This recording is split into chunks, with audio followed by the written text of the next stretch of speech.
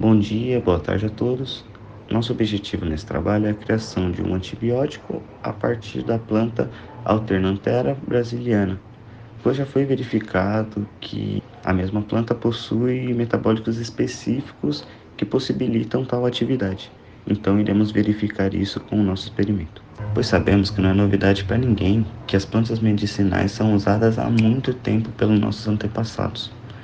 Porém, atualmente temos uma grande dificuldade no campo farmacêutico, que é exatamente de lançar novos antibióticos no mercado.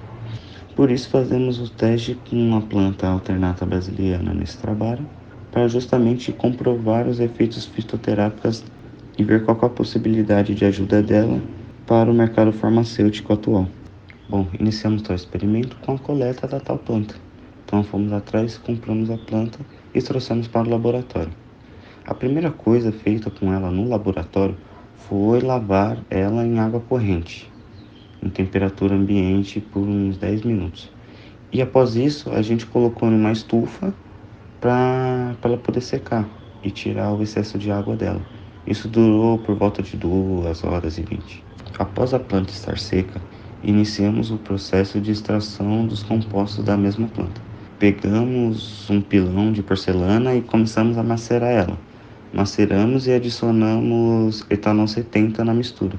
Após isso, pegamos a pasta que foi feita com planta e álcool macerado e colocamos para um tubo de falco.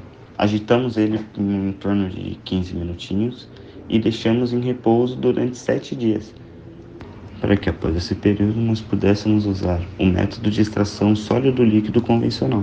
Então colocamos o nosso composto concentrado sob a pressão reduzida de um autoevaporador durante 2 dias.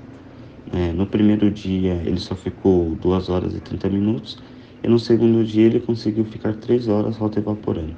Após todo esse período de extração, utilizamos o composto para a testagem de eficácia do próprio antibiótico e utilizamos para isso o método de sensibilidade de difusão, que basicamente fizemos as diluições do nosso composto concentrado, 1:10, 1:20, 1:50, e ele próprio concentrado, e colocamos em pequenas bolinhas de papel, para quando nós colocássemos em nosso meio de cultura, que estaria banhado já em bactérias, tais pastilhinhas de papel poderiam agir e matar as bactérias que estão naquele meio de cultura. Então, fizemos esses testes.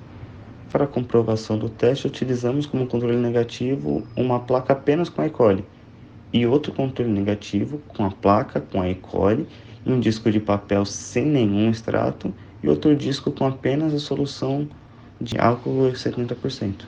Bom, e após um dia de observações, foram coletados os resultados das testagens. E os resultados não foram satisfatórios. O nosso composto não conseguiu os efeitos bactericidas que nós estávamos prevendo.